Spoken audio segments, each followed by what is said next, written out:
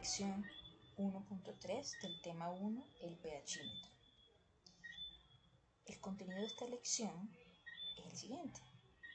Estudiaremos algunos de los principios de las técnicas electroquímicas, trabajando lo que es la pila de Daniel. Veremos lo que es una diferencia potencial eléctrico. Veremos la relación entre la electroquímica y la termodinámica. Y finalmente enunciaremos la ecuación de Nernst y el uso que tiene esta ecuación, que es la determinación de potenciales bajo condiciones no estándar.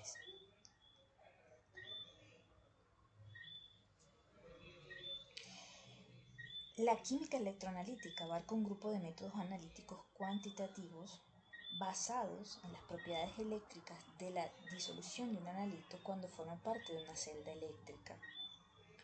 Una celda electroquímica, como la que vemos aquí, que es una pila de Daniel, llamada pila de Daniel, es un dispositivo, esta celda, es un dispositivo capaz de obtener energía.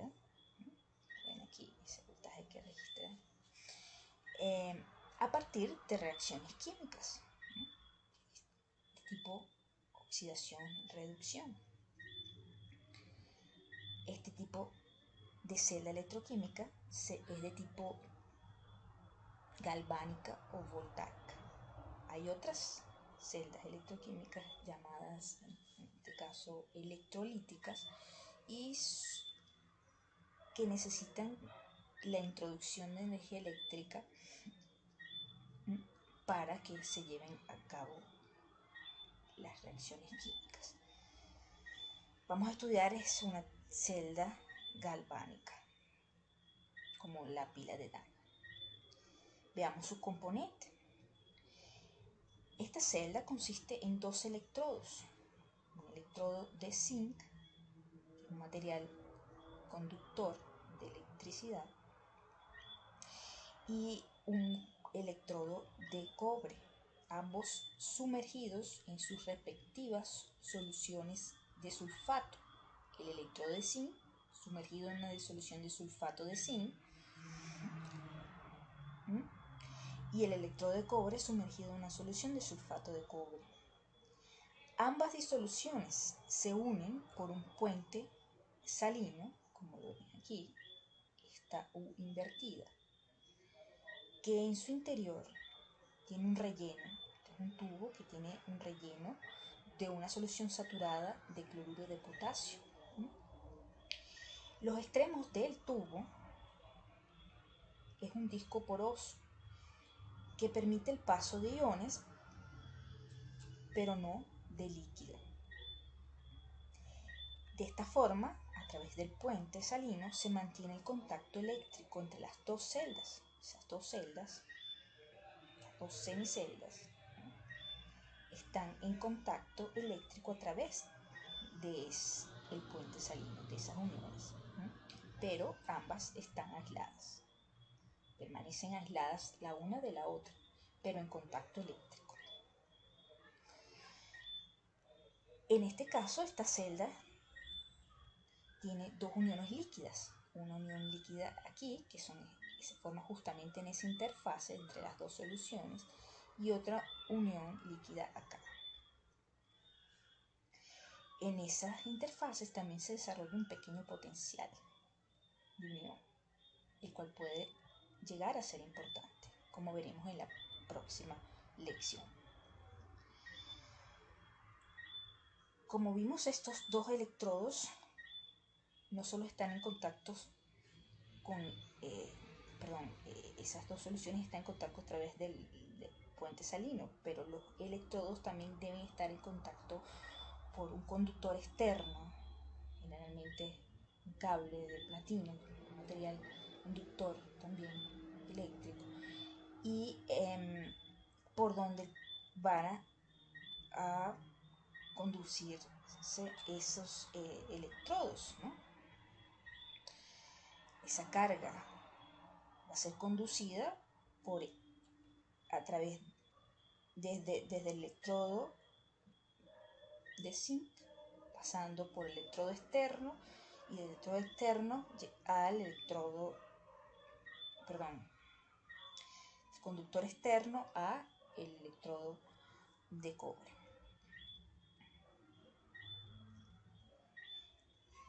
Además, en las soluciones va a haber un flujo de electricidad que va a implicar la migración de los iones, tanto aniones, los iones sulfato, como los iones zinc, en esta celda, en esta semicelda. Y en la otra, igualmente, los aniones sulfato y los iones de cobre. Un tercer proceso, ¿no?, que permite esa conducción de la carga en esta celda ocurre directamente en las superficies de los electrodos. En la placa de zinc ocurre una reacción de oxidación, donde el zinc en estado de oxidación más 0 pasa a estado de oxidación más 2.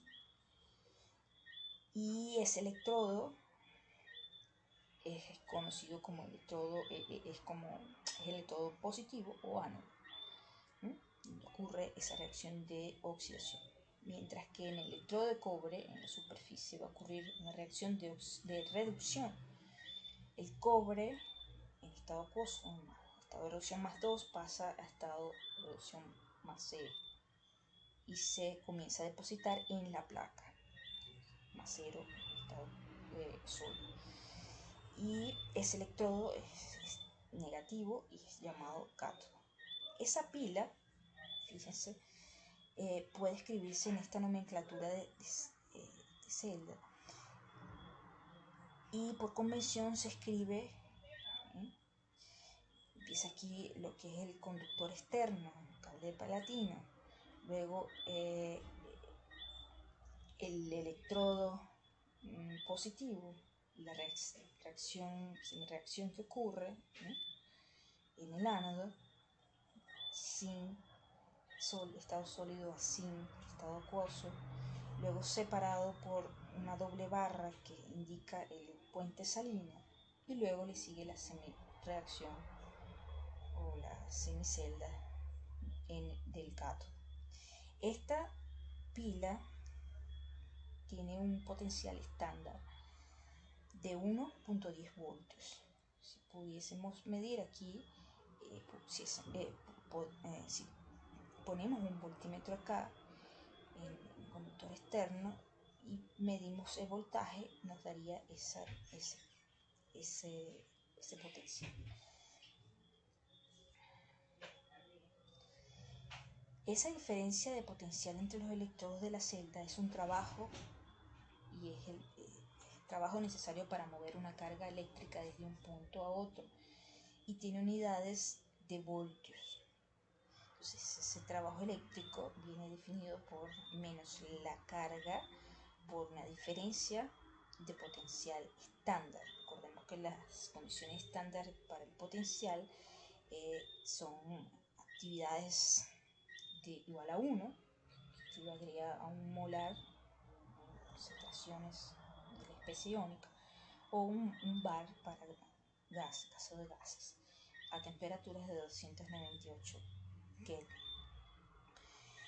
Esa diferencia de potencial, ¿cómo se calcula? Bueno, esa diferencia de potencial estándar se calcula con la resta de los potenciales estándar de las dos semiceldas, del cátodo menos la del ánodo.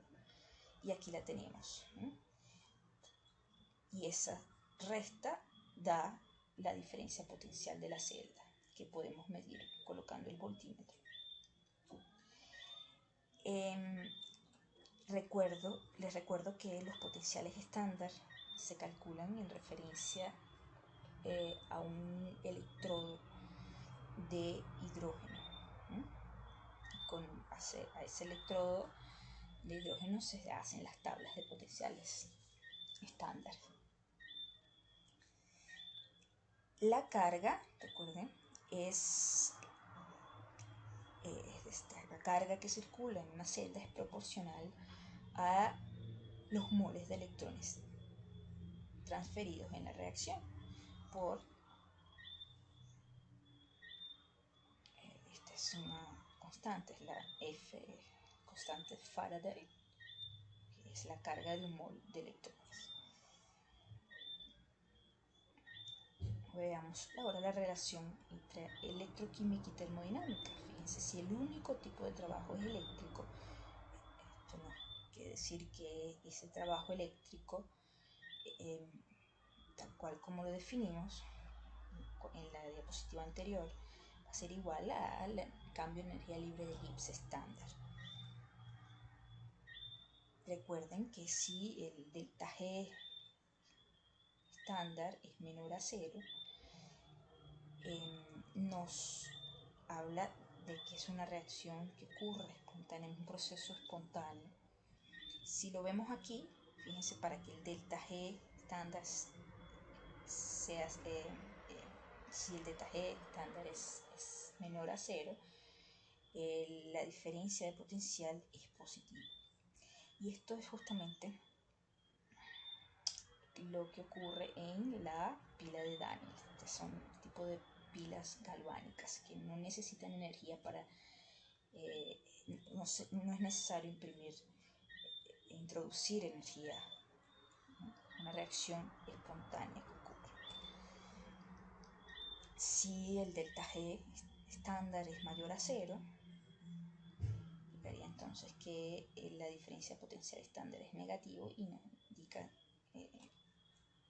el delta G que estamos en presencia de una reacción que no ocurre espontáneamente y necesita de una introducción de energía. Ese es el caso de las celdas electrolíticas.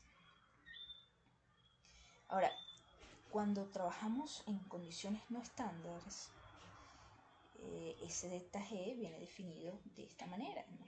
Es igual a la diferencia de energía libre Gibbs en condiciones estándar más RT, logaritmo neperiano del cociente de reacción, que es el producto de las actividades, de los productos sobre las actividades de los reactantes, porque la energía libre de Gibbs tiene unidades de energía, kilojoule por mol. Ahora,